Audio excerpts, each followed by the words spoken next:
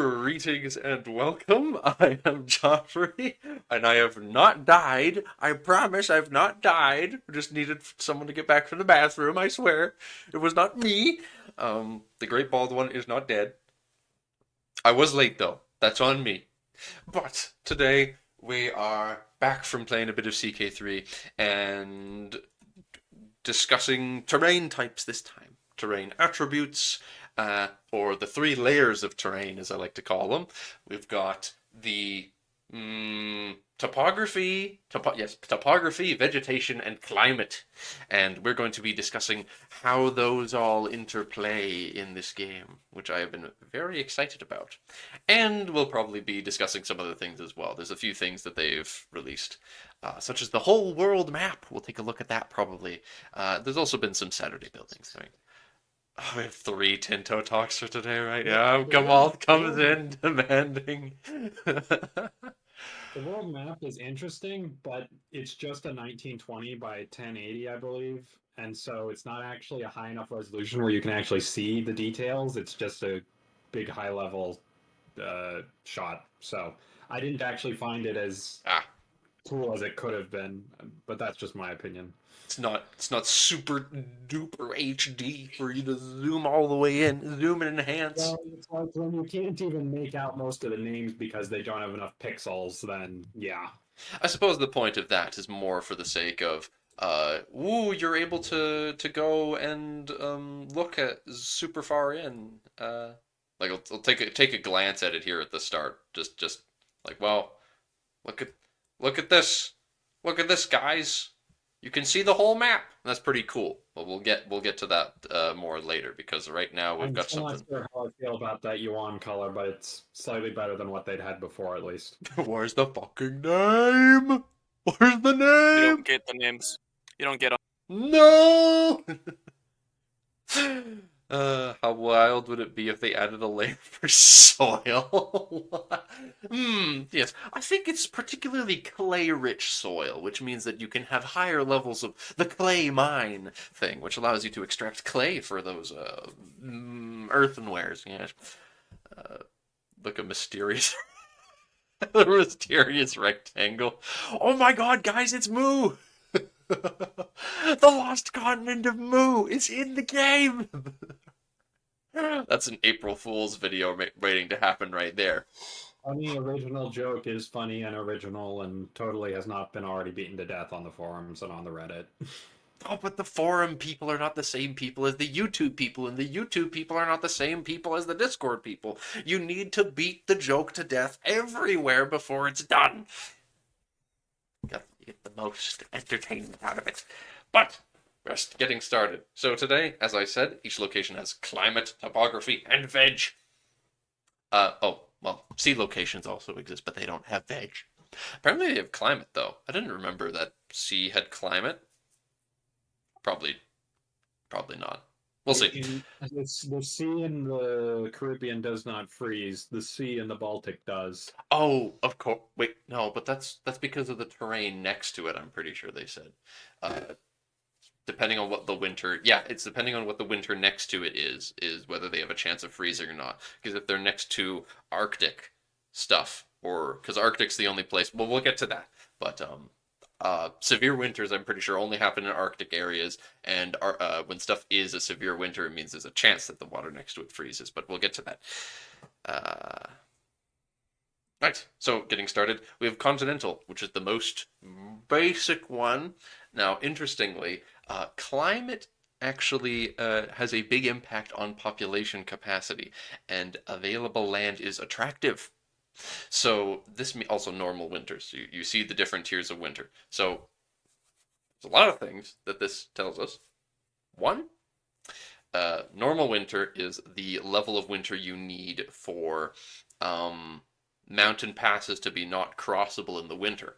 Because if it's normal or severe, then you're not able to move onto a tile that is mountain and experiencing normal or severe winter.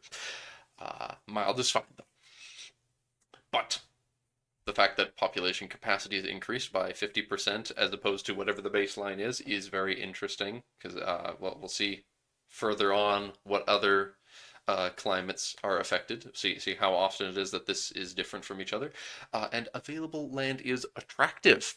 So that means that theoretically, these places with this particular climate are more appealing to people to want to migrate to when it's a possibility, as opposed to, there's a desert.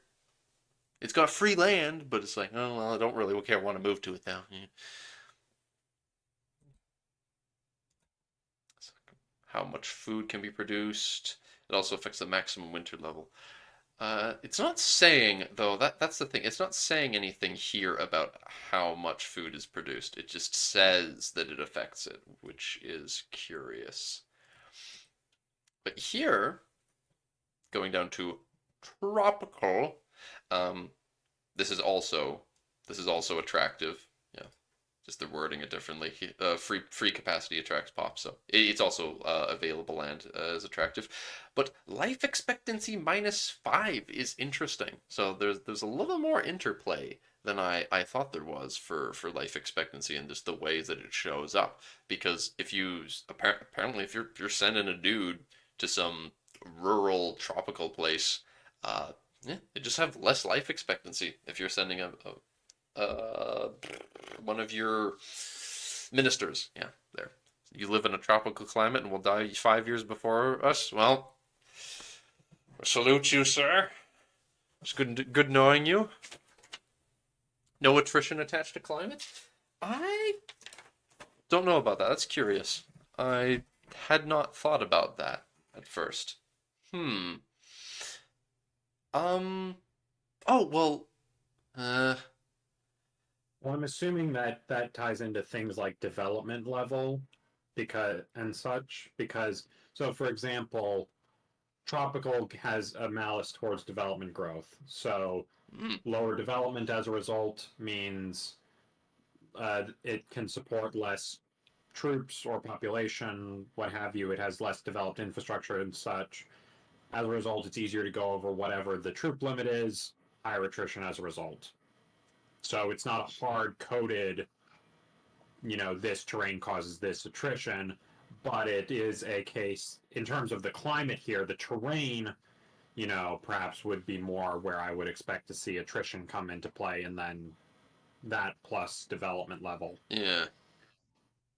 I imagine that it's more, yeah, the more key factors for determining whether people take attrition is, because something can be tropical, and reduce the development growth, but the key factor is more, is it a jungle?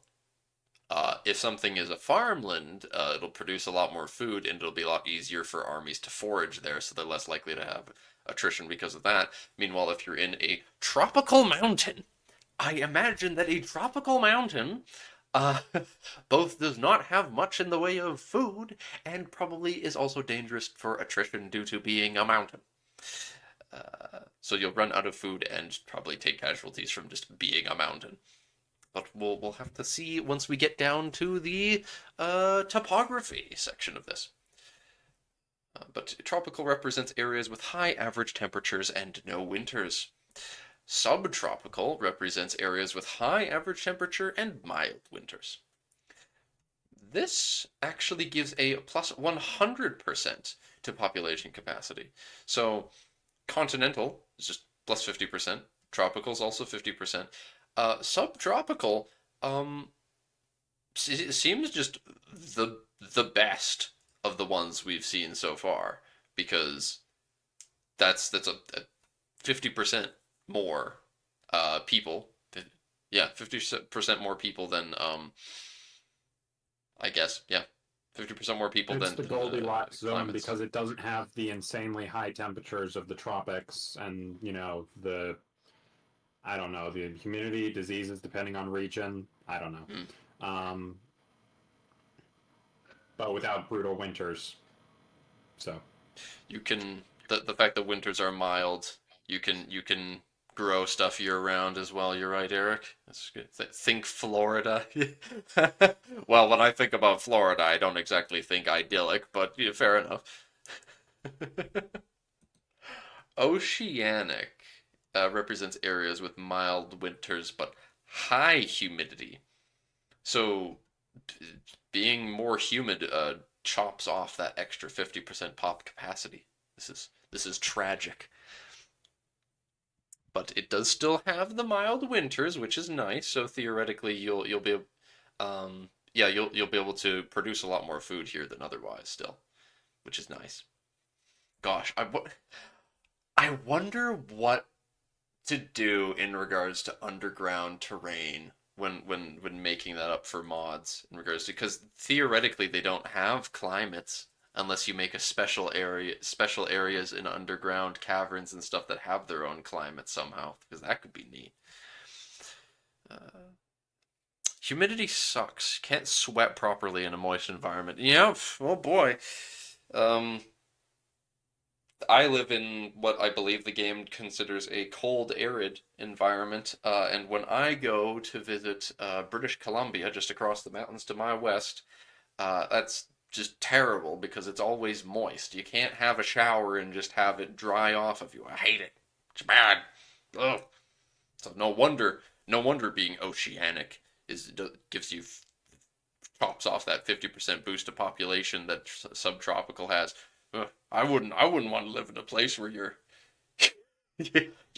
can't sweat properly and have it dry off. Gross. And arid is still a place that has free capacity attracting pops.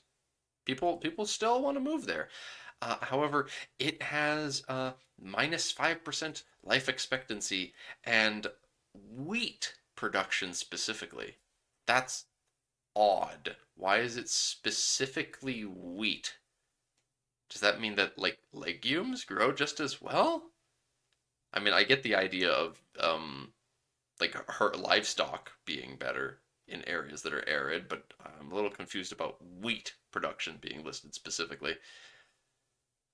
Maybe Anbanar will add a magic contaminated climate type. I'm not sure what places in Anbanar. They've got a place that's like a nuclear wasteland on the overworld, but I'm not sure what effect, whether they would actually open that up as a playable area. Um, Wheat needs more water. It's true.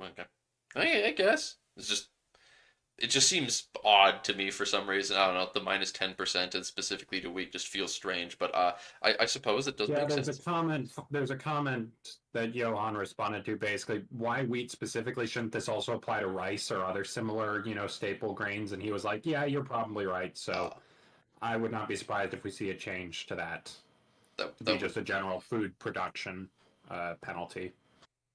well, I'd definitely be down for it to be specifically staple crops. In fact, that would make more sense to me than it being a penalty to all stuff, because you can still graze quite effectively in arid climates. But Yeah, yeah, that's more what I was getting at. Sorry, I did okay, not phrase that well. yeah.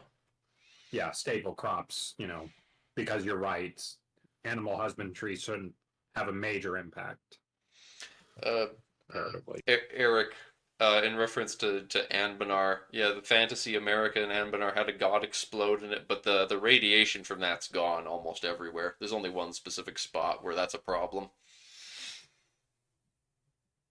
and that place is completely wasteland in EU4 at least.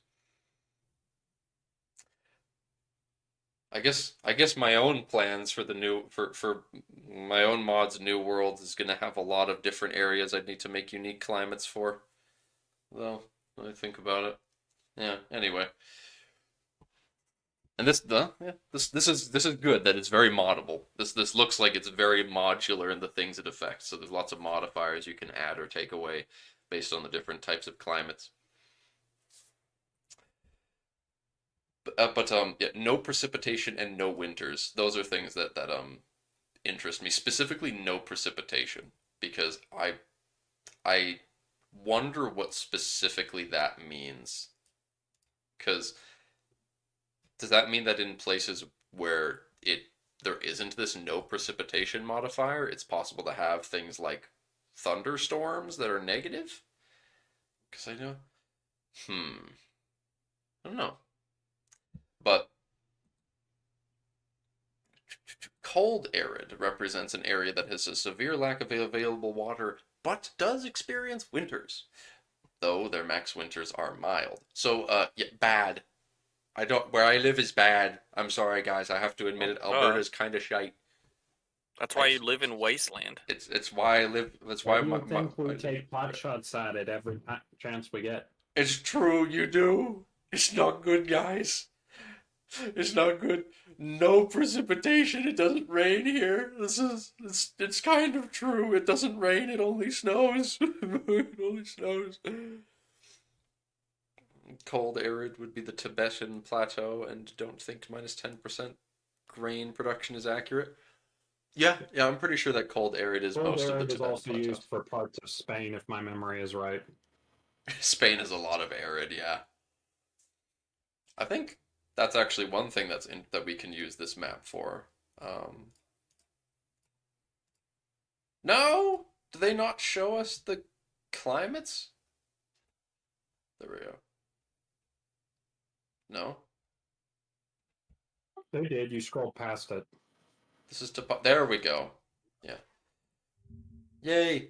So most of Tibet is Arctic actually, so way worse. We'll get to Arctic in a second, but a lot of the plateau is cold arid, but Tibet proper is Arctic. Holy, dreadful. Did you expect Tibet to be good? Yes. Praise be the Dalai Lama. Oh, did we get to the Mediterranean yet? No, we haven't gotten to Mediterranean yet. Oh God, wow. Mediterranean's the next one. Mediterranean represents areas with a perfect climate. They just out and out say it. Wow. No winters. Attracts pops with free capacity and plus 150% pop cap. Whoa. What can I say? That shit goes hard.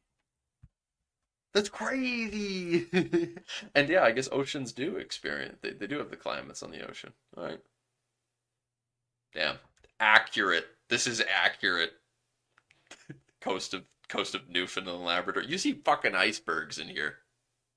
Stupid. Oh no, I'm in dry arid. No wait, no, this is cold arid. This is all cold arid. This is arid. This is cold arid. Yeah.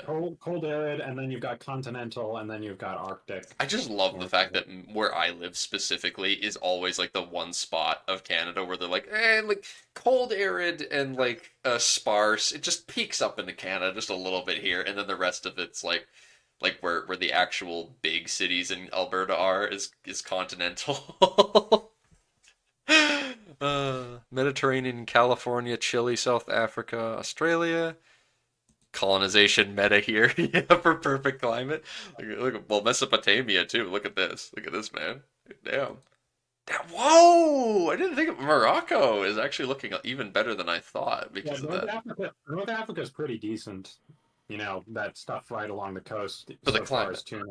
For the climate, at least. And there is still trees. There's still trees in some places here at this point in time as well, which is good. But yeah, essentially that Mediterranean climate band is the decent part of North Africa at this stage. Which is that's a decent chunk of land. You could make some good use of that. I keep telling people that one of the first people I'd like to play, besides the joke of me playing everyone first, is Morocco is someone I'm very heavily leaning on as wanting to play.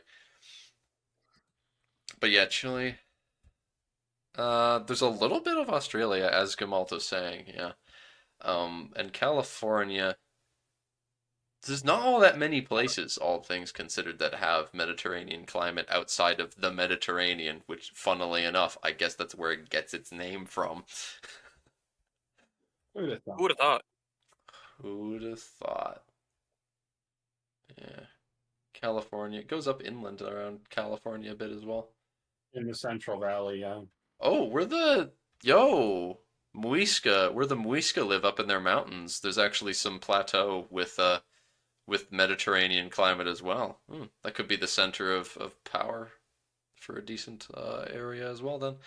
And a a lot of the plateaus up in the Andes are subtropical as well, so that's nice. No going around the tip of South America with the ice wall. Yeah, unfortunately. Well, I mean, theoretically, maybe you can monkey your way through these. It just, but the way they've done this makes that look unlikely. Yeah, it's some weird terra incognita shit they got going on. Yeah, I don't think they want us going down the south, which is odd. I think they've just designed this weirdly or taken screenshots weirdly because it makes no sense for you not to be able to circumnavigate the Cape of South America. Considering that's literally how sea trade had to go Yeah, through this entire period because the Panama was not a thing yet. uh-huh. I mean, I'm sure we'll be able to make the damned thing, but not for a long time. That is expensive. And making locks that big is not easy. For sure you can go around there. Yeah, I mean, it's just cold. It's just cold. It's not like you have to go that far out of the sight of land. Like... But, yeah. Very odd. Technically, you can go through the Strait of Magellan. Well, wait. Is that this? Is that what you're referring? Is that where Magellan went through? There's no way they're having us go through there. Cause that would be fucking hilarious if you see just like the British Navy going through here. No way. Yeah, you can yeah, the Straits of Magellan, I suppose you could go through, yeah. Well, that might well be what they're expecting us to do then. That's crazy. Well, moving along to the next climate then. Yeah, because even at its narrowest point, it's 2 kilometers wide, the Straits of Magellan. Oh, So, really? yeah. That's that's quite big. That's a lot of space.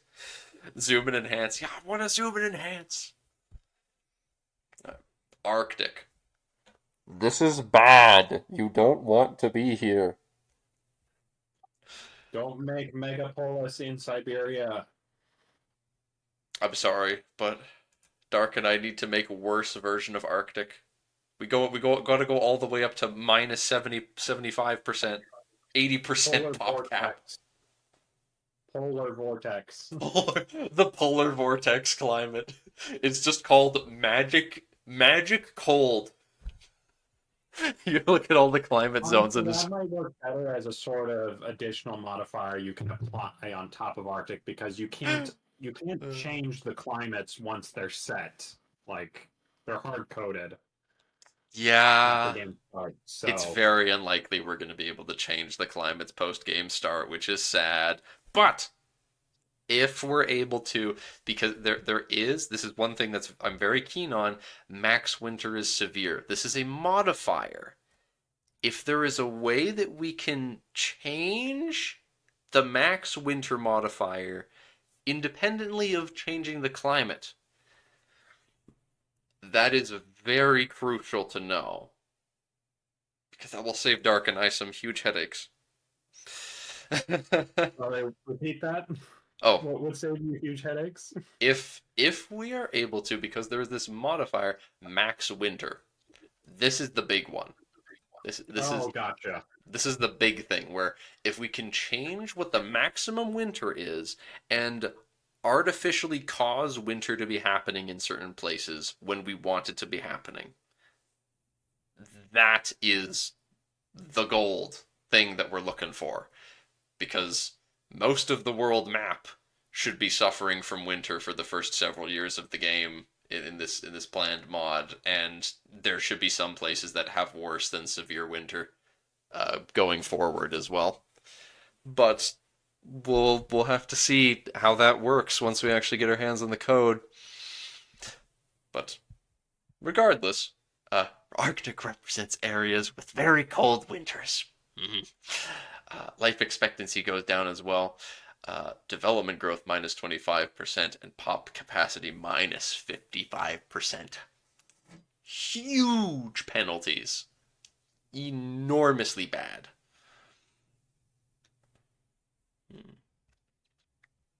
And now we can move along to the veg. Tasty stuff, yeah? Love. Oh. I gotta take a sippy. I need a sippy from my Italian soda.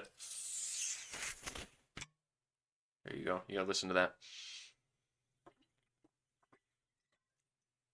So, we're starting with grasslands. Food capacity plus 50,000. That is just a number. I have no idea what this means. But and food production plus 10%. That's a little more comprehensible for mortals who have not touched the game's code yet. Grasslands represent terrain dominated by grass with little or no trees or shrubs. Just grass.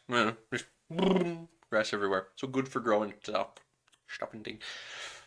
But we'll need to see more to get a better handle on what these numbers mean, relatively speaking. But grassland is typically just a baseline terrain, so this should be pretty standard, and we'll see how much other stuff plays off of that. I'm curious how much farmlands give you in terms of food. It's probably going to be like 35 or something. It'll be stupid. Be like 35% boost to food production, and I'll get mad. But, moving along. Desert. Oh. Can have sandstorms. But can they have sandworms? I hope so. The Mongolian death worms specifically. Can have sandstorms is a modifier that exists.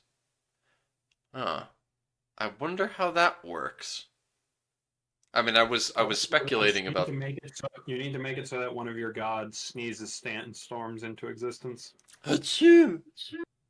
The sun. The sun just sneezes and it causes sandstorms to exist. Wouldn't be the most inaccurate. But population capacity plus. Every time it does, and every time it happens, you have it play Darude Sandstorm. Everywhere. Everyone has to listen to it if you can see it. If it's within your explored terrain, you just. Imagine I get copyright struck for just mimicking the sound of it now. It's an older meme, sir, but it checks out. That's true. Glass storms. Glass storms. What is this? How to lose all of your skin. I don't know how you get a glass storm, but I guess that is the natural next step up from sandstorm. In a world of magic, this could actually be kind of interesting because you have a sandstorm, and then you throw lightning in the mix. Lightning flies through the sand particles in the air, instantly converting them to glass, and then it becomes a hail of little glass daggers. I don't know. I won't lie. It's probably not very realistic, but it's an interesting thought that just struck my head. I won't lie. I was thinking of making one of the weird, wacky terrains that's in the New World, a desert that is covered in pockmarks of lightning strikes from a time when Storm God fought people there, and that it was going to leave a bunch of pillars of glass around the place from it. So there could be something that is an evolution of just the idea of a desert full of glass that has sandstorms that just has these glass shards flying around in it. That would be even worse. It must become canon now. Eric must evolve the canon. No, not glass elementals. No. Glass elementals would be really weak because they just shatter. Oh, you see. It's Gorilla Glass. Gorilla Glass. No, you hit Gorilla Glass the right way and it'll still break. That's just an innate weakness of glass. A glass elemental obviously needs to have the properties of a magical mirror. The idea being that they just have a magical property to reflect stuff that hits them. Just because that is cool. You need some special technique to take them down or something, otherwise they deflect it. And yeah, Rasak, a lot of the part of the reason we call it modders discuss is because the intention was that we would discuss modding potential stuff on here more than we do. Uh, but it doesn't usually end up happening because there ends up being so much to talk about. It's tough enough as is just to get through the content. Uh, a tornado of glass that's angry and wants your skin. Yeah, Vector, how easy is that to destroy, huh? Angry glass tornado. Is glass really that fragile if it's one big solid chunk? It's a good question, I guess, because you don't Yes, normally. actually, glass has a lot of force against compression because of the way that its crystalline structure is. Mm. So it can bear a lot of weight, but if you strike it in the right direction, it can shatter with much less force.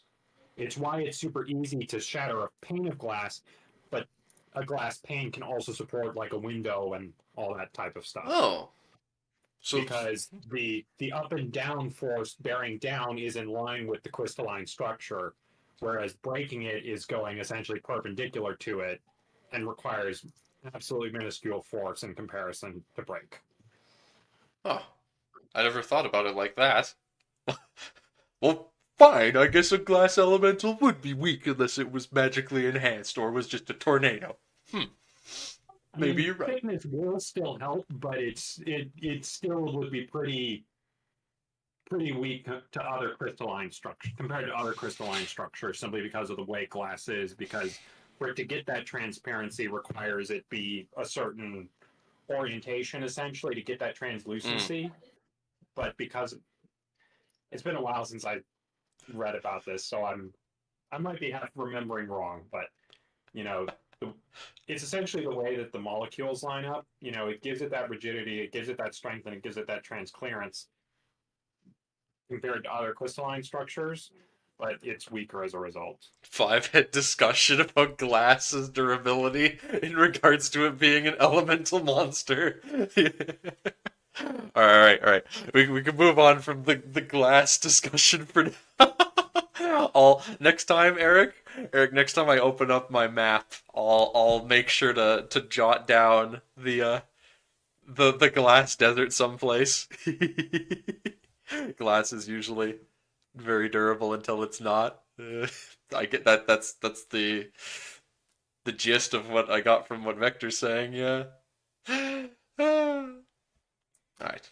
So sparse, where I live here, a semi-desert. Roads are harder to build, but at least you get more population capacity than a desert. Woohoo! You don't live in the worst possible place. So okay, let's math this out a bit. So a desert has a population capacity of 10K at base. Mhm. Arid and cold arid. Wait. No, these don't. Oh yeah, these have no effects. So these have no effects on pop capacity at all. Here I was thinking, oh well, yeah, they gotta have like a plus 25% or something. Nope, they have none. So that means that anything that is arid, cold, arid, well, Arctic actually decreases it. But yeah, anything that's in the arid zone actually just has no modifiers on pop at all. So a desert, as long as it's not well, most deserts are going to be arid of some sort for obvious reasons. So that means that most deserts will just have a flat 10K pop capacity, and most sparse areas are also going to either be either Arctic or arid, which means that they also will have at best 25K. Though there's some places that are sparse in Russia, Ukraine area that are decent climate-wise. So they'll get boosted by a bit, I guess. But sparse represents large flat areas of land with few or no trees. Womp womp. We saw grasslands already. So farmlands in relation to grasslands, their nearest competitor. Farmland represents anthropogenic terrain devoted to crops and/or extensive pastures. What? Humans have made it is a human-centric terrain that we have created and cultivated. Okay. So it really is the thing I dislike. All right, whatever. Humans We having built that. messed with We the built that. terrain just makes it Yeah. better, and we're not going to be able to It's from- change it over the course of the game. So some place. Those that are derived from human activities. So it's climate that has developed as a result of human activity. But I do not like this. I don't like the fact that this is the case because we're not going to be able to change it. So there's not going to be any cases of us being able to mid-game change something to become farmland. So the new world is going to have none farmland because it does not have any of this anthropogenic terrain. We have some anachronistic, and there's stuff in Mexico and Peru. It's got no farmlands. I'm pretty sure that the new world has literally zero. Well, yeah. Because it is quite no, this is the wrong one. That's topography. This veg. There is none. There is lots in Europe, but there is none in the New World at all. Literally none. Farmland without terrain changes is kinda lame. In fact, really lame and very strange as a system because exactly as you're saying, Rasak, it's just a case of this place is better because reasons. I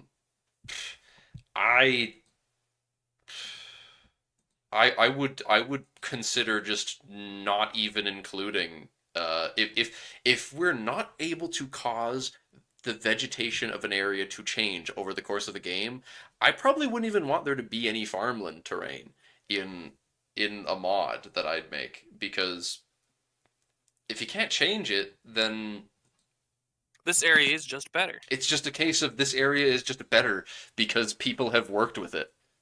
People have worked with it, so it's just better now, and you can never make anywhere else as good. Sorry, because we all know if this map was later on, we're talking like a 18th century map, it would suddenly be well. But The obviously, South tons. would be so much farmland. The East Coast would be full of goddamn farmlands. But now it's instead all woods. It will always stay woods. None of it will ever be able to become farmlands, which means that it will always be a small fraction of as powerful as Europe. Stop telling me Rhino's playing Path of Exile 2. I know it's a good game. I don't care about that now, though. Please go away. And I can't properly deforest Brazil. I want to chop down the Amazon. I want to cause climate catastrophe. Why is that so hard? This is unacceptable! Build a lot of farms in an area, turns it into farmland over centuries.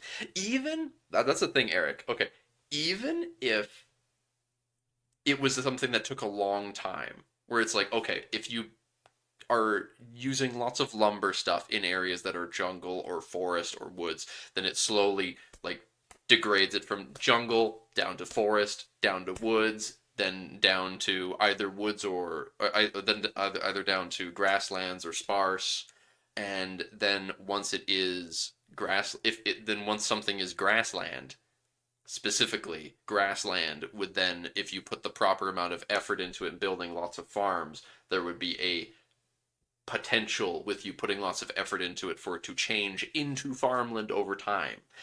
That would be so cool, even if it was a process that took ages. Can you imagine how cool it would be to be colonizing the new world and see the East Coast start to lose its forests, and then as the forests get pushed back, you start to see farmland terrain popping up? That'd be so cool. But the problem that I understand the problem is they're not going to be able to do deforestation as a thing that can happen to terrain types unless they have the technology that will allow them to change the visual map because, yeah, I get it. If you remove the forest terrain type, then, like, if suddenly something isn't a jungle anymore, it shouldn't look like a jungle. So they wouldn't want to do that unless that's the case.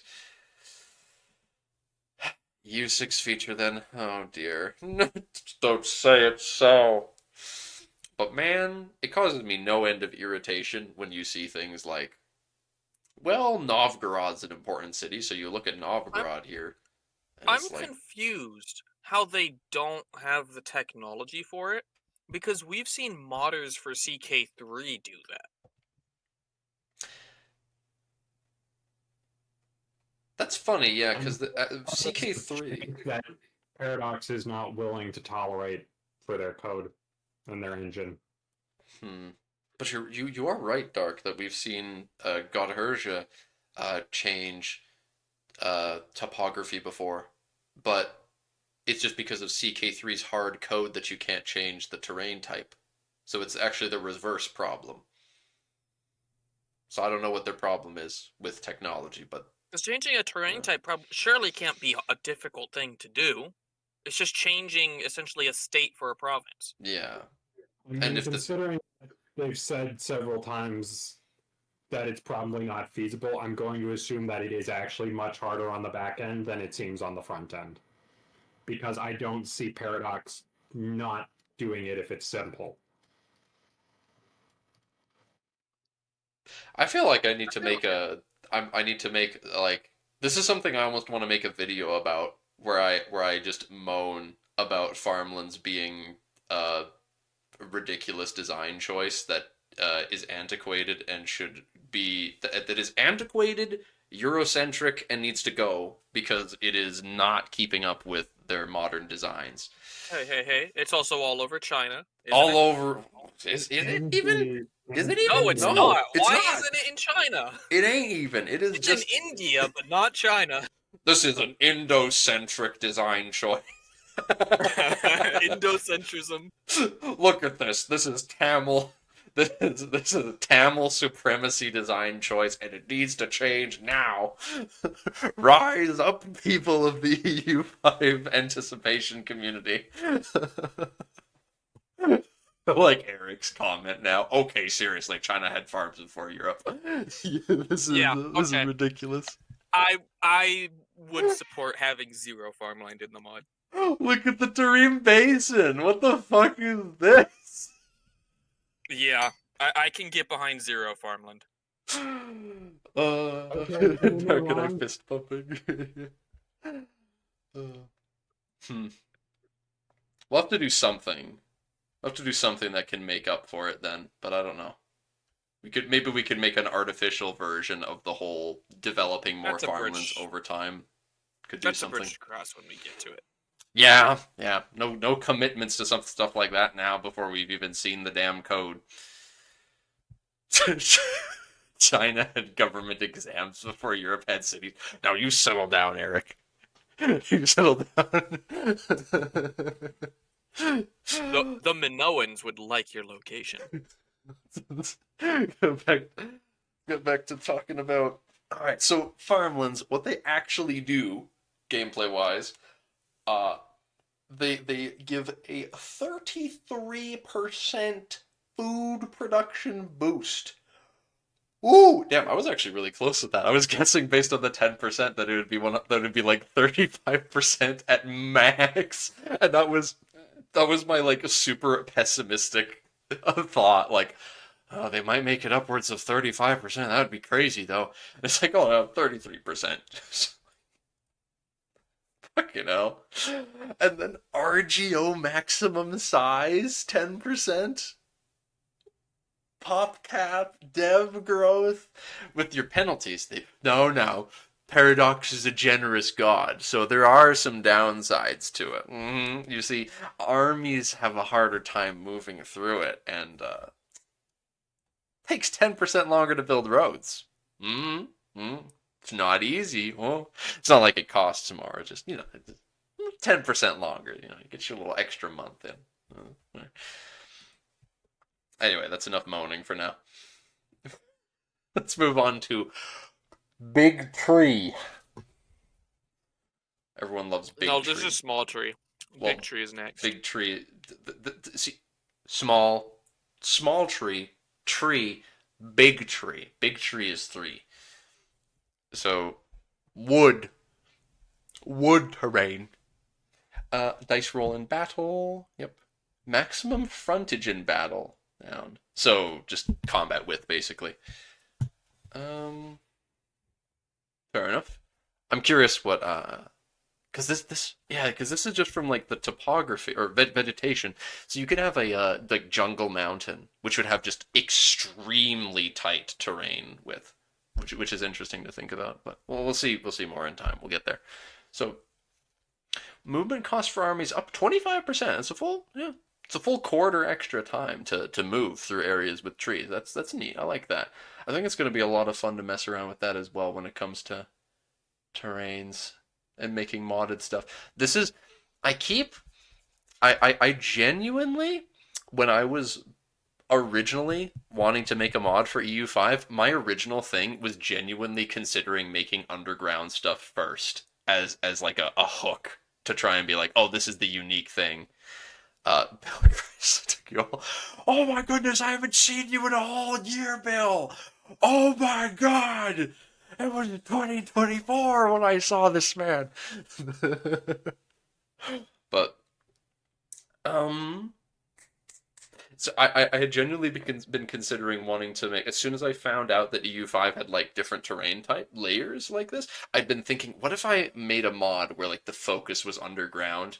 We're not doing that now, but I've been thinking about it because I love the idea of making up unique types of terrains and vegetation and climates for a subterranean environment, because that sounds neat, because you get all these different bonuses, especially now that it's been a year since they started talking about this bloody thing, but now we're seeing like the actual just brass tacks modifiers that each of these things do, and this is making me even more like, oh, I just want to make custom ones so bad, because there's so many little things you can tweak. I want to make some underground mushroom forest, or like some maybe like I want to make a coral place. I want to make a place that's just a coral, full of like coral shelves underground, and all these different modifiers you can tweak based on things like that. The dice rolls, of course, returning, but the movement cost I don't think is a thing in EU4. That's a CK3 innovation, I think. I don't even know if Imperator did that. You have subterranean maps, just thinking about all underground environments you can do. Yes. It's a very interesting concept to work with, though it takes a lot of brain juices to think of different things. Could do the same with ocean tiles for aquatic races. We had a huge bit of drama on the server talking about aquatic stuff, because as soon as you have things where it's like, oh, these people live underwater, then like it kind of breaks the system. So we do have lobster people, but you get a bunch of human people landing in Atlantis and somehow breathing underwater. Yep, you have the Galleon's graveyard problem from Warhammer 3. So we've got lobsters. We have the lobster, and the wider bugmen race. But the lobster boys, they can't breathe underwater. They just swim good, and make boats. But we are gonna have unique types of ocean terrain. We have we're going to get down to the bottom in a second. We'll be getting down to the different types of naval terrain eventually. But one thing we want to add, for example, is an ice flow terrain type for oceans, because, fun fact, a big thing about our mod is going to be the interplay between the different climates. Some places are going to be really fucking cold, and some places are really fucking hot. Most places really cold, though. So there's going to be places up in the north that are just absolutely horrendous to move through navally, and will freeze over all the damn time. You'd love to see actual ocean terrain in EU5. Well, they've got different types of ocean terrain. It's just terrain, inland seas, narrows, and the like, but we'll get there. So okay. Trying to refocus. What are the difference between woods and forest? So forest has just double the movement penalty, and then the maximum frontage just goes an extra penalty to frontage.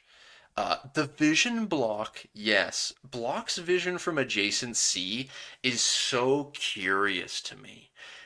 That means that because You can't look woods. from your boat and see the army hiding in the woods. Wait. Woods blocks vision from adjacent land. Yeah, so basically you can have a army sitting in the province next to them.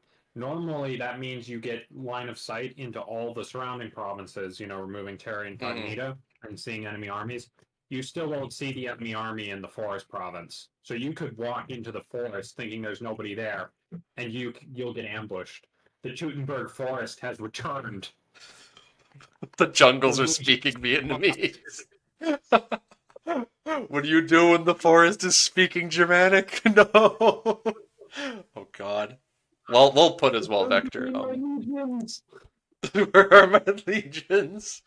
No, bro. Can you imagine? Because we're just. I was just bringing up the concept of, like a jungle mountain. Can you imagine you're marching into a wooded mountain in Switzerland? No, wait. Okay, it doesn't block it from the land. So a forested mountain, which is common. There's forest mountains. Um, so if you're marching into a forested mountain, there could be just a big old army just waiting for you there, and you wouldn't know, and you would be just demolished because already maximum frontage 3. That is like your And army is going to be. attack with dice roll disadvantage. Yes, -1 from the forest. This is not counting the mountains yet. So a small army could just chip away at you so effectively, fighting in just waiting for you to attack them in the forest without you There's no noticing. flipping away. You can make the fiery gates here and pull a 300 Spartans and several thousand Greek allies because everybody always forgets them, and just bleed the enemy in a choke point. And that's not even counting the fact that there is not an attrition cap in EU5. Rasak, I wasn't gonna mention this because again, the we haven't officially announced it, the mod, but you're talking about a magical desert with constant sandstorms. The fact that they've mentioned sandstorms has gotten me really giddy because I plan to have a place that is basically a magical desert. It's just a magical ashland. That I'd call the Ashen Vale, and not as in a vale like it's a valley. I mean, we're talking like a vale as in you can't see it because the thing is just covered in an ash storm like almost all the time. And so me looking at this being like, there's a modifier for sandstorms and stuff for blocking vision. Ooh, I can't wait to make a terrain type where it almost constantly has a even worse version of sandstorms happening that blocks your vision and deals attrition damage for if you walk through this area. Yeah. Vision blocking glass storms. Oh no, chill, Eric, chill. It'd be blocking a lot more than vision. See, the ash storm blocks your vision because you can't see through it. The glass storm blocks your vision because it takes out your eyes.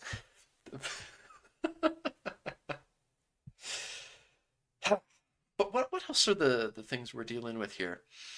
So road and building RGO build time. Not as much of that is being affected here. PopCap plus 50%. Plus 50%? 50k. So farmland, grassland, 50k. A lot of these. Okay, it's not as much as woods. Woods are more habitable. That makes sense.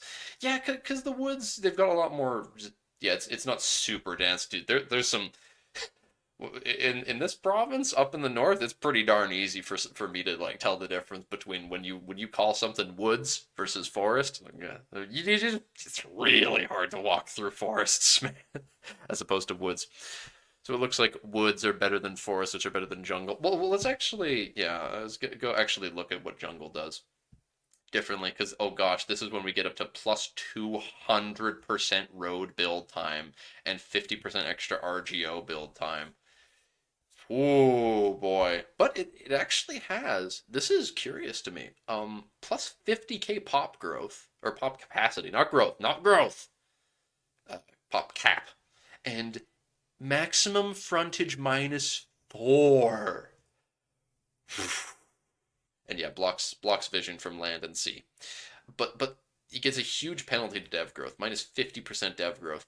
But that So essentially, large, this allows for a higher population naturally to form yeah. for like lower level subsistence, Hmm. because a jungle is very lush and presumably will have more diverse food and animals that you can do hunter-gatherer sort of stuff with. Yes. It's much harder to make into any sort of settled, urbane, air quotes, civilized society out of.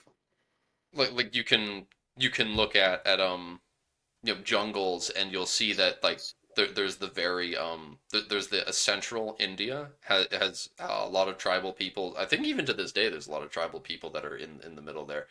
Um, and the idea here being like this is like prime society of pops territory where societies of pops can balloon into large populations. Uh, but it just is not as effective for them to try and settle down. But large amounts of people can live there. Makes sense to me. Um,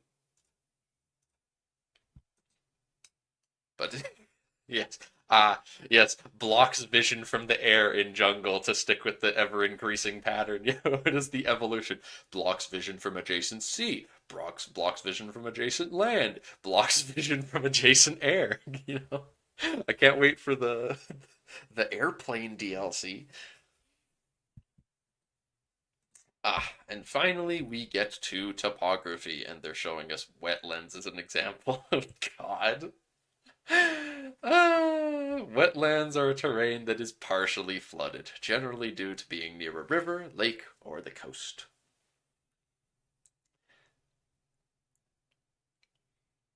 I highly doubt even.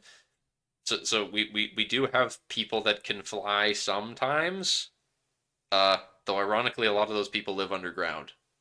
But I don't think that even if we wanted to, we'd be able to code something where they consider something adjacent air for the sake of vision detection. But yeah, we have lots of flying dudes who are underground. We'll get to that another time. Expanding raw materials time. Road building time. Wow, wetland jungle. A wetland jungle is a plus 150%. No, wait. That's 175%, Ethan, isn't it? Was it jungle? Road build time plus 200%. So 275% build time 200, for roads. 275% time to build roads in a jungle wetland. Okay, to be fair, how easy do you think it'd really be? I'm not especially easy, no. This is just what is that place? This is basically The that gap yeah, the we gap talked about the other day. in Colombia, Panama. Yeah, the Darwin Gap, I think it's called something like that. Oh my goodness, yeah. You get attacker penalty in combat +1, -3 So frontage. The Darien Gap, not the Darwin Gap. The Darwin gap. I mean, you're close to the Darwin thing, so I'm itching myself with this coat. Um, but this is oh yeah, movement cost for units too. Hmm. So -3 frontage in wetlands, -4 frontage in jungle. So topography. So that means yeah, that's -7 fronts. It's like the most small. I love imagining this. I can't wait to see mountains. But yeah, I'm also definitely excited to look into eventually the balancing for stuff like, oh, how much frontage penalty does certain underground stuff have, or yeah. I always got to bring up underground stuff, but that, I mean, it's a natural conversation that comes up when you're discussing from a modding standpoint the different terrain attributes. It's natural to think of when it comes to modding. Oh well, what happens underground? It's like, well, I mean, you have one combat width. You just like poke the guy.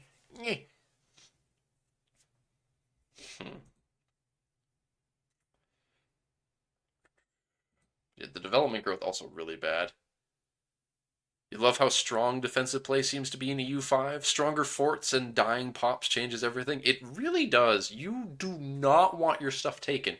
I actually see. I've been planning on. I plan to after this recording is done, or well, this stream.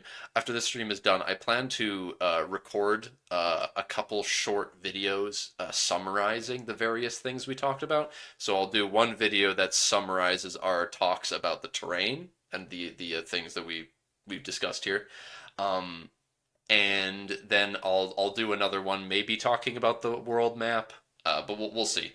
But one thing that I'm planning on talking about, for example, Rasak, is I want to make one short video sometime talking about how EU5 has just nuked the effectiveness of blobbing as a strategy, and also how incredibly powerful defensiveness is going to be in this game. How much you really don't want to have your stuff be taken. I also have one where because I feel, looking at all the different buildings we've seen so far, I want to do another video talking about how I feel that countries are going to be extremely top heavy. I think that where you put your capital is going to be exceedingly important, and it is going to be just the strongest built place you have by a wide margin in any given game, because the amount of unique modifiers you can get on your capital. Back on being unable to change terrain, wetlands being converted to farmland via irrigation drains, as was done to the vast marshlands of England. Well, just can't do it. There is a lot of wetlands, and you get. Isn't this funny to think about, that you've got all this wetland in the. Okay, all right. So you've got all these wetlands in the Low Countries. What is it? And it's all grasslands. Yeah, so it's all grasslands, wetland grasslands. So, and you can't change that. You can't change the fact that it's considered a negative terrain type. This is bad. The Netherlands is just stuck. Your capital needs to be placed in good terrain. Meanwhile, the U.S. placing their capital in the middle of a swamp. Yeah, well, you can't do that this time around because you can't get rid of the swamp. You can't change all the. I wouldn't be surprised if they add a thing where, they can apply a modifier that's like drain swampland or something like that. Probably. Because they can't change the terrain type, but they can apply all the modifiers they want to it. So we do know, actually, they've talked about unique buildings a bunch, and we know that they have unique polders. Like, polders are a thing that Dutch cultured people can make in wetland areas. So if the Dutch go colonize the underbelly of the U.S., they'll do the same thing to it that they're gonna do to their homeland. Which will be very funny to see. I can't wait to be like, oh my gosh, I made the new Netherlands, but not where you expect. The thumbnail of the stream. Looking forward to the big red arrow. New Orleans. Is the New Orleans? New Antwerp? Oh. The Inca are gonna be so defensive. Good luck marching through jungle and then up a mountain. What is the okay? So Well, the jungle is only on the western side. The eastern side, east, or rather, it's only on the eastern side. The western side has no jungle. Yeah, the western side has desert. Not much better. Yep. The jungle pretty much stops directly at the mountains. That's where the Nazca lines are. You've got jungle hills. So you'd be marching through jungle hills to get up into the mountains, but then once you're in the mountains, it looks like almost all the mountains are sparse or grassland. For modding, you can add any modifier as a building if everything else fails. Nice fallback feature. Well, I'm not sure what specifically you'd be referring to. If all else fails in reference to what? Because we've talking about a lot.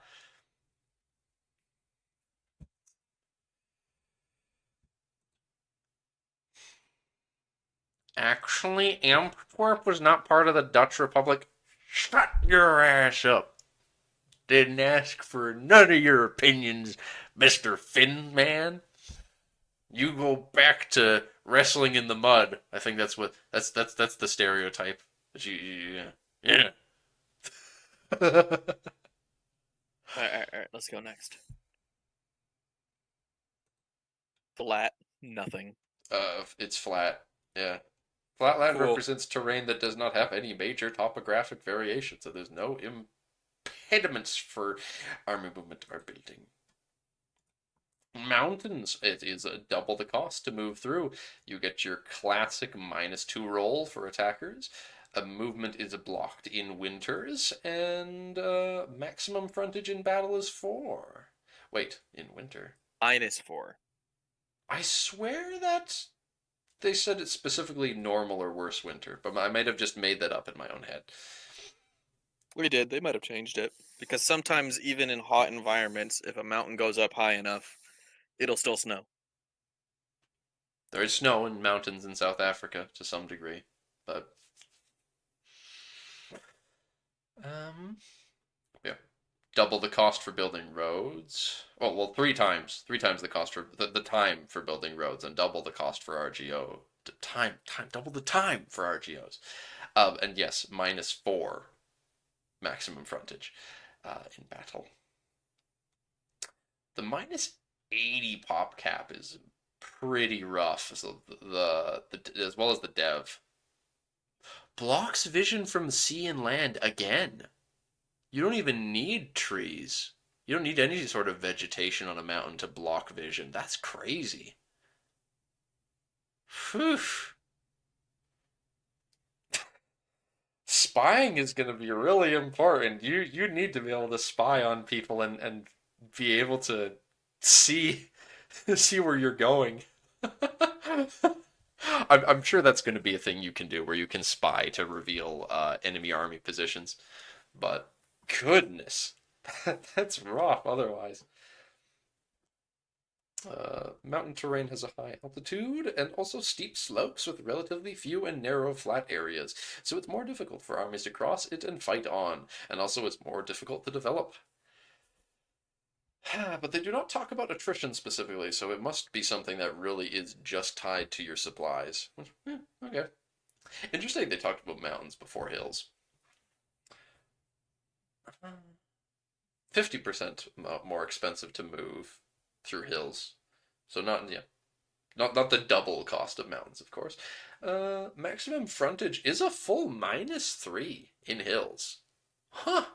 I didn't expect that. I thought hills would be pretty relaxed when it comes to the penalties they'd give to stuff like frontage. I didn't think it'd be quite so interfering as mountains or even trees. But that's their choice. And the development cost goes down. Again, not quite as big of a food penalty as the -20% for mountains, but plateau is something I've been very curious about. Plateaus represent flat areas situated at high altitude, so they have some penalties compared to flatlands due to their elevation. They're -1 penalty to attackers, and frontage in battle also goes down by 1. And it is harder to build roads and RGOs, it takes longer, and you do get penalties from development growth. And also you can't see what's on there from the ocean, which makes a lot of sense as well. I like that. Oh, I didn't notice. I actually didn't read.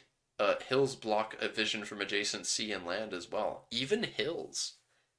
Hills are worse than woods for that. Wow. I'm surprised. You can chop down trees. You can't undo hills. I guess it just, huh. I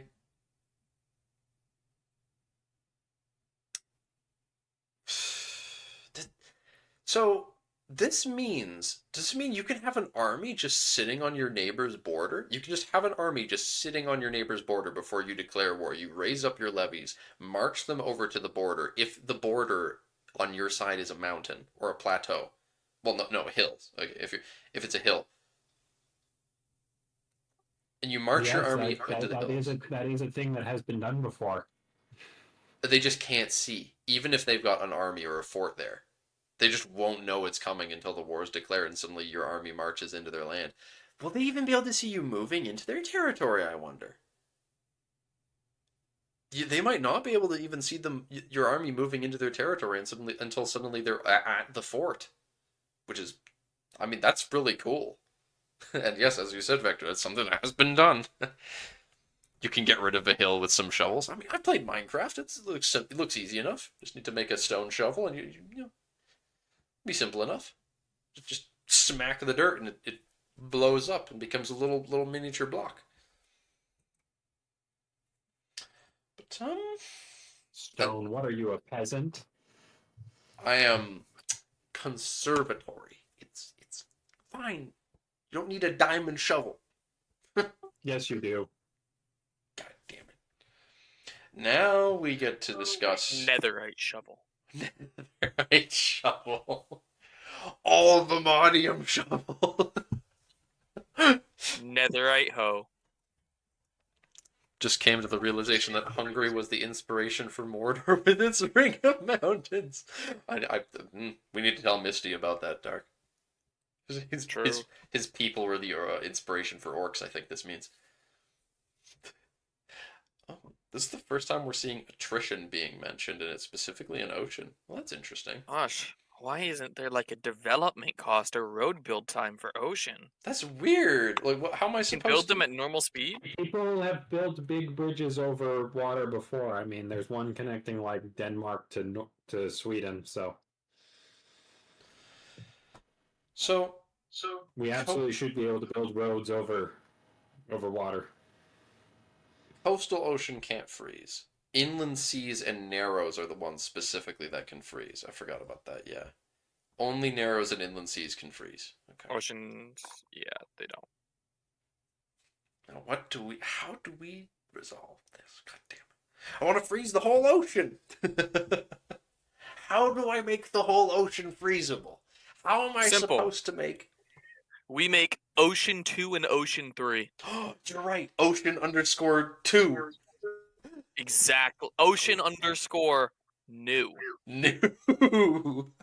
Ocean 1 was so good. Why wasn't there an Ocean 2? And then we And never then- use the original ocean terrain. And then you have ocean underscore deeper.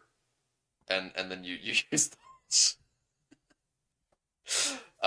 Coastal ocean extra underscore coastal. And then all of those can freeze over. So that way, when you have people get mad and freeze over the ocean for no particular reason, then it can freeze. Cross fingers, make it happen, please, game. Cooler ocean. There you go. Ocean underscore coolest.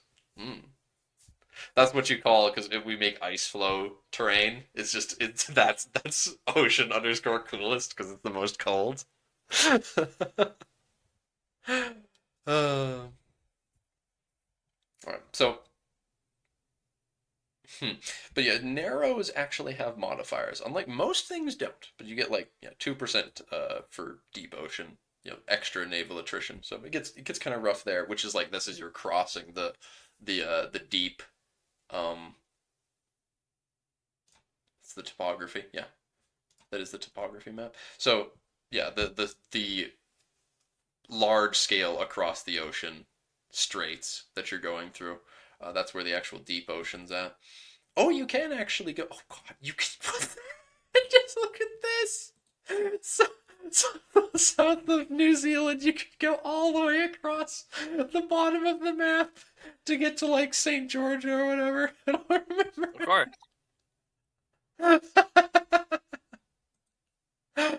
Oh, that's brilliant. Yo, you can actually do the funny thing in Risk, where you go from New Zealand all the way to Argentina. That's my favorite version of Risk. You can't stay trapped in Oceania. Deeper oceans, bigger storms. It's true. It's true. But yeah, movement cost for navies is up 20%, and dice roll for attackers is you get a penalty for attacking in them, and maximum frontage in battle goes down as well. Blocks vision from adjacent sea. Oh, oh, baby, that's spicy. I like this. Salamis moment. Yes. They loop. They do the little loop around from the little hills in the sea. Yeah, it's understandable, I guess. You just hide all of your galleons behind, and then you just jump the boys. Not galleons. I guess you could. Well, I guess you will be doing that with galleons in this game. Jeez. Eh. CTEL should have block vision by default. You just can't see shit. See, you need to invent the telescope. Once you've invented the telescope technology, then you can see. See, obviously, ice flows need to have -2 penalty for attackers, -4 frontage. Blocks vision from adjacent land as well. Always freezes over every winter, so your navy will just explode. Yeah, it's good. God, that would suck if you have two navies fighting and then the narrows freeze. Actually, it doesn't destroy your navy. I think it just halts it in place. I don't remember. Once you've invented tall sticks for ships called the masts, one can be seen across. You can see just one. You can see the one part of the navy. Stay tuned, as next week we delve into the wonderful world of military objectives. So that's the automation thing that they've been talking about for a while, I believe, where you can click on an army and say and assign them an objective, because I know that's something they've got in some console stuff for Paradox games, and to a lesser extent they've got it in EU4, but it doesn't really do much. You've got the whole carpet siege thing, which is nice, I guess. I don't know how that works.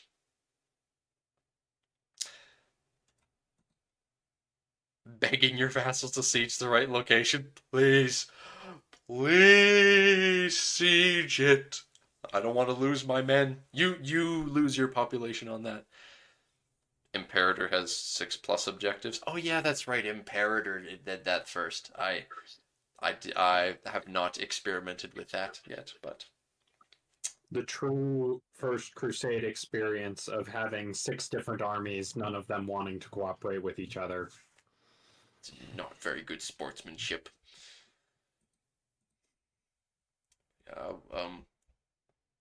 Well, I mean, yeah, we could look through some comments, but I can't imagine there being that much to be said here. How am I meant to create a megalopolis in Siberia now? Yeah.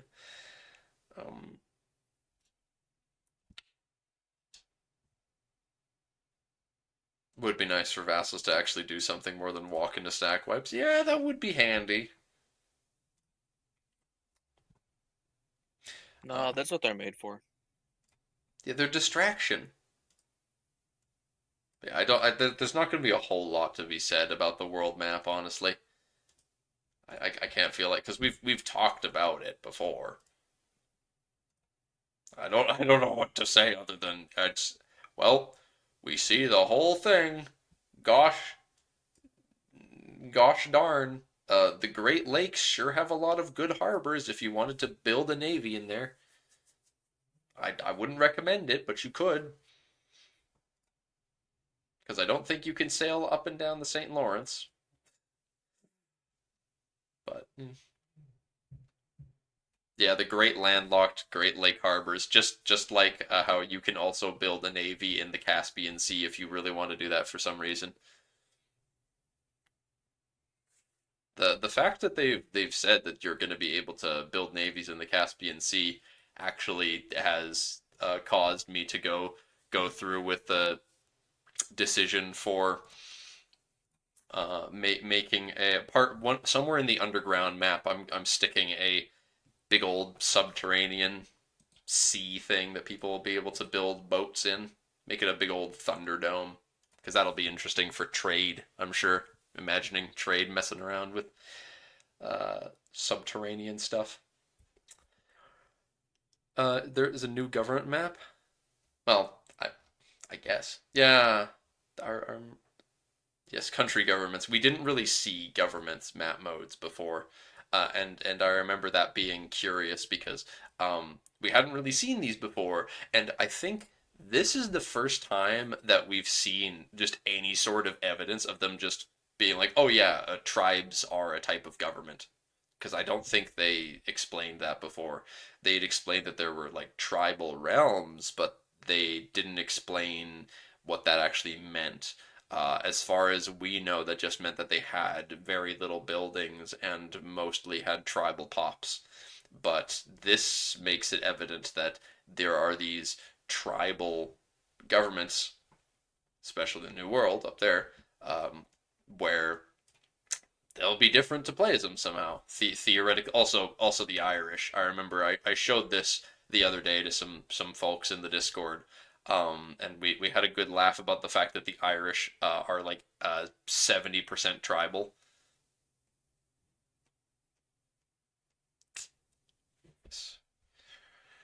I'm sorry, Rasak, but we do not have Ratmen. We have something better than Ratmen, though. We'll talk about that another time. We do. It is far better than rats. You got no idea. It is the supreme subterranean race. Make you on Horde again challenged. I'm sure it's possible. It has to be possible somehow. Tragic. No republics in the New World. Why is there no republics? No.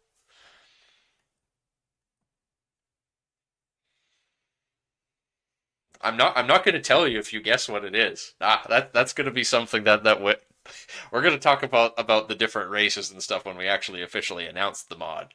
And that's probably not going to be happening until EU5's been officially announced. Mm-hmm. So sorry. But you could always come onto the server and potentially scroll through the world building channel, and you might end up actually seeing some information. That is true. I forgot the cheat code. Plug the Discord server where we have a world building channel where you too can join in the discussion. Whoa! If you want something like a glass desert in the project eventually, whoa, you can join and talk about it too. Dab. Oh, there's a republic in the middle of Anatolia. I didn't know that either. Well, but yeah, I don't think there's a whole lot less more to add to this other than but yeah, Gimalt, thank you for pointing this out because you get to see interesting things like the tribes are the big one. The big one are the tribal governments and the theocracies. We get to see all of these. Really just how pervasive theocracies are in the HRE as well. There's also a theocratic Silesian minor, it seems. That's cool. But the sheer amount, because we know in the HRE there's going to be, well, what government type is Cahokia? That's a tribe too. Yeah, that looks the same, or is that slightly different? That looks like it's almost a slightly different shade of brown. Which wouldn't surprise me if they made a variation of tribe for the New World ones. But we'll see in time. Holy Orders, can't wait. Yes, I am very much excited for those landless Holy Orders. And then there's, of course, the Teutons, who... The Teutons are both landed as a Holy Order, and they've got some of their buildings in other people's countries. They have commanderies in other people's lands still, even though they're landed now. And they actually have a single province. The Teutons have a single province in the middle of the HRE somewhere, but I don't remember where exactly it was, but that's cool.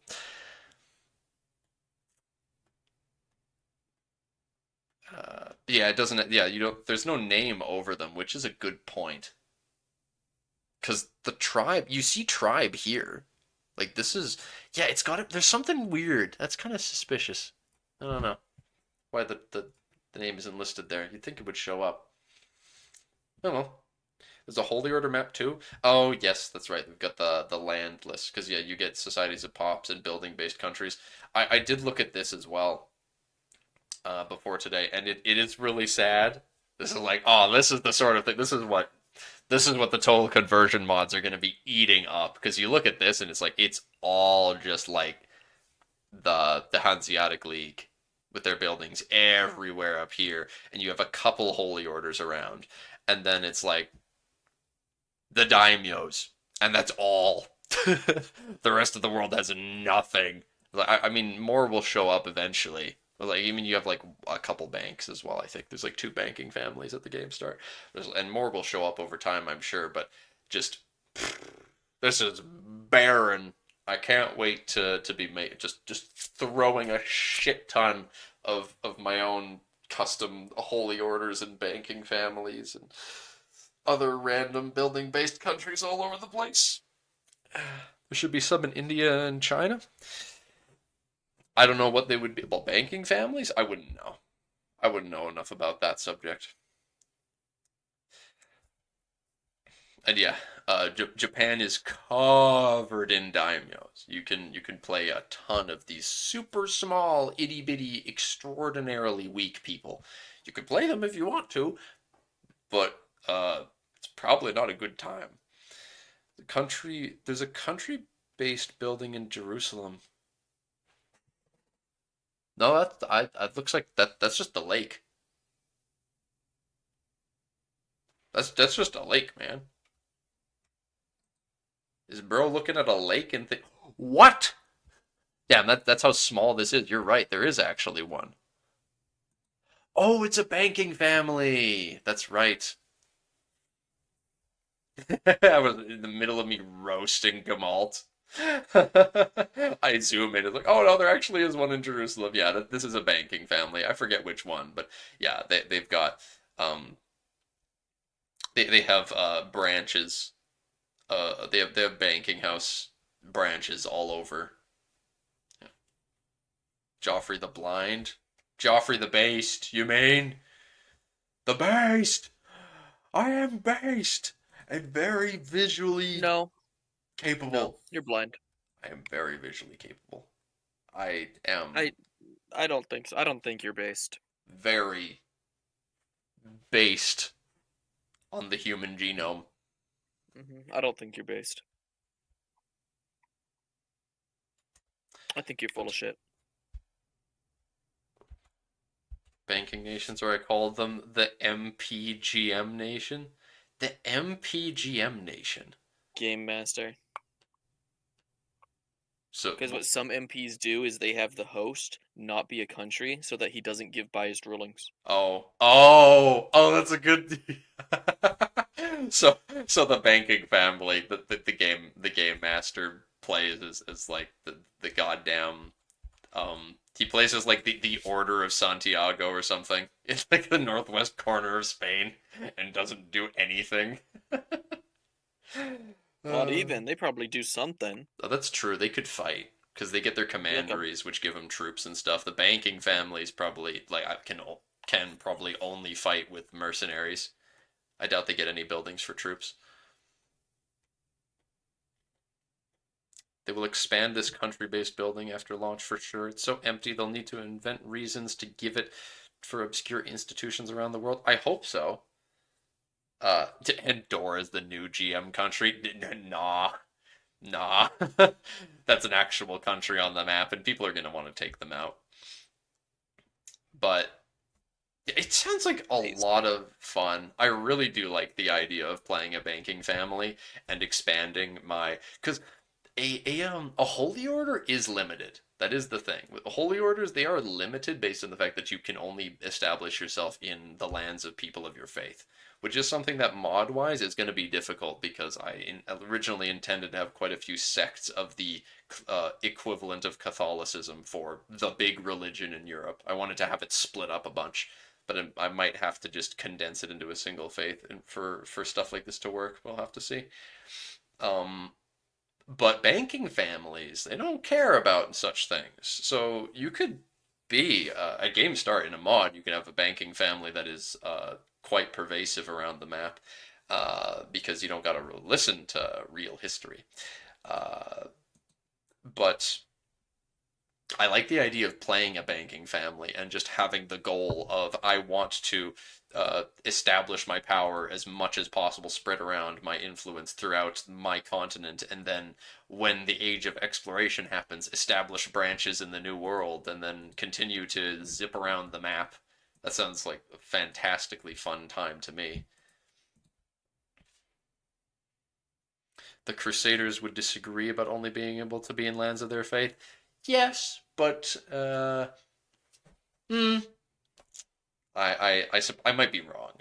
I think that I remember them saying that it only works. You can only get like because you need to ask to get land, and I'm pretty sure you can only get one commandery per country, and it has to be a country that's of your faith. But we shall see. Uh, don't think there's going to be a whole lot more to talk about though. Or was there something else? Was it Gamalt had, or was it exactly? Gamalter exactly had sent me a picture, and I downloaded it. That was, yeah, all the things they were doing this week. Because oh yeah, the feedback from Maghreb. That was the other thing. Johan talking about maybe turning pirate lords into country-based countries. I I don't think they're gonna do that. They mentioned the topic of because there's army countries like countries that use armies, and it's like well they're still around as long as their army's a thing. And he was saying that like maybe pirates could be a navy based equivalent. So instead of it being a country that's based on their army, it's based on their navy, um, which would be very cool. But I doubt that's going to happen. But I really hope it happens because I have a few situations that I would love to use that for. Um, and in regards to modding, stuff like pirates and bandit lords are, I'm sure, something that you can make a building based country for. Because I would love to take a crack at making a building based country that is a bandit dude, and the bandit dude will make bandit camps in people's lands that will steal money from that'll just be negative for the local people. Um, where they just leech off of the local county and give you income and extra troops and stuff. Building based nations for everything. I mean, I intend to make a building based country that is just a magic school. I want to make a building based country that is a magic school and it is an elector in the HRE, but that might be School. tricky. We'll have to see. But I think you can make building based countries be members of the HRE, so we'll have to see if that works. But I think now it is time to just briefly check out the Maghreb feedback. I doubt there's going to be all that much to say though, because it's been so long. Oh, this does look different than I remember. Feedback post, but only than ever. So 54 locations, 17 lakes, and lots of wastelands. Renamed some places, cultures. Renamed Berber culture group to Amazi, and renamed the Berber language to Tamazid. Renamed Kabilian to Kabil, and changed some goods. and a total review of terrain and vegetation. This is actually, now that I think about it, it's convenient that they've got the Maghreb for us to look at again, because I was just talking with Vector about the fact that the North Africa is actually a really interesting place, terrain wise and climate wise as well. The Maghreb was like 4 countries before. Um, I don't think that's changed. Well, there's only a few independent ones, but there's now a ton of subdivided vassals. Like the half-seat Sultanate of Tunis, that's like 8 or 9 vassals underneath them. Wait. Countries. Because the overlord's name is painting over the vassals. It says Morocco here, and then Because there's vassals there. oh, now I see. Yeah. Because yeah, see here Tunis has 1, 2, 3, 4, 5, 6, 7, 8, 9 vassals at least that I count. They've got. Wow. Huh. That's very interesting. I'm a big fan of it though. I love these sorts of the overlord paints their name over the vassals. I just really like it. It's a cool effect, and it's good for showing the kind of the state exists, but it's decentralized and Yes. through vassals. Because they mentioned that this was something they were considering doing rules wise, and I very much love like the way this looks. Though gosh, this looks weird. I mean this would happen the same way regardless, but it's just God, Morocco over here. But the like You've got Morocco, and then you have the Marinid Sultanate of Morocco. but There's the been, the way like, 2 separate Moroccos? No, it's Yeah. just because that's the short. but the way that the half-seed Sultanate of Tunis shows up here, that looks really good. I honestly really like this, and the way that it colors them in, because we already saw that it colors them in as variations of the Overlord's color, but then also with the ability to have your name go over top. That's even better. I love this. It's very cool. I would love to see the way France looks like this. And they did mention as well that You can see it on the global map. really Yeah, in the new one that they just did. Yeah, you can see it. Looks great. countries. Countries. I didn't really pay It's attention the to first one. that, but yeah. Whoops. Like I said, it's not high enough resolution. Can't really get as far in as I would like, but Good enough for me though. Kingdom of France, and you can see it going over top of all those little tiny subjects. Huh. Did Kanem originally go so far north? No, it did not, and um I saw them briefly down here. Yeah, Morocco and Tunis have been split into several countries, while Fezzan is now a vassal of the Empire of Kanem. Although we have to improve how that is shown with the default map settings. So, yeah, Fezzan is a vassal of Kanem, which is why Kanem shows up so far north here, because this is all Fezzan, but it's underneath Kanem. You prefer when they use dynasty names for the Arab countries like in CK2 and 3? Well, that's where the extra thing, Hafsid Sultanate of Tunis, Marinid Sultanate of Morocco, those things come in, where they're trying their best to marry the two concepts, so that for the Westoids among us, we are able to better understand, like, oh yeah, this is Morocco. but yeah, you get Hafsid. So I mean that's neat to me, but you know, I understand that compromises like that won't work for everyone, and I don't have as much of a stake in the subject, so you know. Dynasties.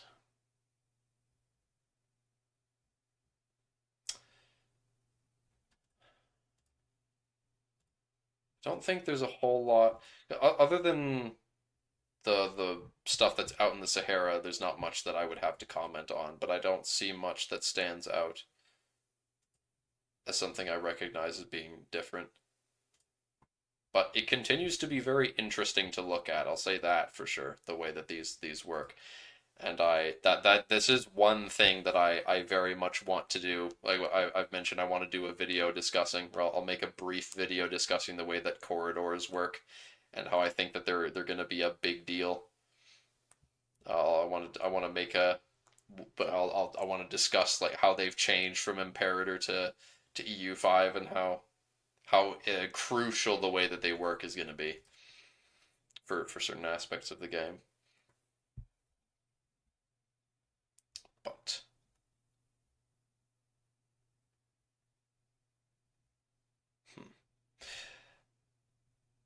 yeah, Sahara Oases.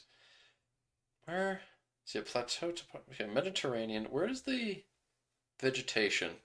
You do actually get some woods and even forests in the Mediterranean regions. Indeed.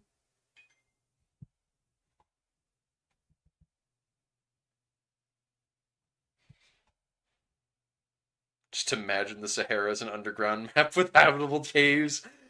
Yeah, yeah, that's the idea. You're not wrong. You're not wrong, Rasak. Um, there's a lot of farmlands. Yeah, yeah. Whoa, that's more farm. That's infinitely more farmlands than the entirety of the Americas. Crazy. This place is so good. I mean, it does actually have quite a bit of grasslands. Honestly, like the sparse is so far south in North Africa, outside of unsurprisingly Tripoli. But even Tripoli has a farmland, so you can have a good urban center to control all of Tripoli from, regardless of who you are. And there's that island, I don't remember the name of, that's also farmland, interestingly, which surprises me. I don't remember it being especially good in any game prior. But presumably that a lot of this is due to all of these changes. But sparse actually goes down into the Sahara a bunch as well around these oases, which is neat. I don't think they did that before. In fact, I'm almost certain that all of the oases were desert as well, but it seems, I think that's one thing that they've definitely changed, is made a lot of the oases locations into sparse terrain, which is neat. This area was the breadbasket of the Roman Empire for a long time. It's just nowadays that desertification got them. So I've heard. So I've heard.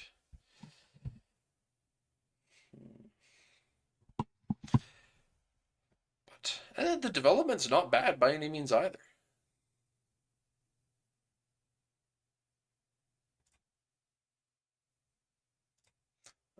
Oh, cultures. That's right. Cultures and cultures, languages, and religion. Uh, yeah, the Ibadi Sunni split is just been fleshed out a bit more with the minorities being added, which looks neat. It's aesthetic to look at. Presumably, some of Tunis's vassals are Ibadi, which would be interesting. How that relationship works out. And also, I like the language showing up here. How lots of the Berber language, the Tamazight. There's a Saharan language. Oh goodness. But the fact that Arabic shows up in certain places, presumably where the ruling caste cultures are. There's some more work on minorities remaining before North Africa is complete. We'll fix a couple of the issues pending with the pop editor. They have a fancy pop editor, do they?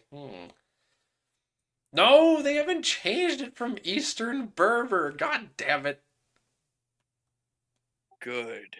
Eastern Berber remains. No, it's not good. It's stupid. It's based.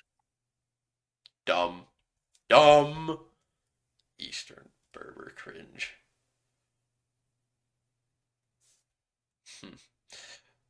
But I guess Algerian. Yeah, I'll presumably, yeah, based on what, yeah, Algerian, Tunisian, and Moroccan are some of the Arab cultures, Libyan as well, and then the the Berbers and other cultures that aren't called just a Berber. Why isn't Zenati called Northern Berber, huh? It should be. But I believe I'm not going to have a whole lot to say about. Well, look at the resources. I don't know. I don't know what changed. I don't got anything to add to that. My face when North Africa has more farmland than Georgia. Well, sorry. Georgia's all trees. Oh, if there are trees, you can't farm. Everyone knows how that. it works. But with that, I believe we can probably end this stream here. Don't think there's much more to add. Though... No, there is no though. I'll take the classic glance back at here to see army-based countries that are not the hordes. Pricing. Absolutism. Is there anything that has developer responses at all, though? Nope. Rename resource gathering operations to something that doesn't require a 3-letter acronym. I can get that.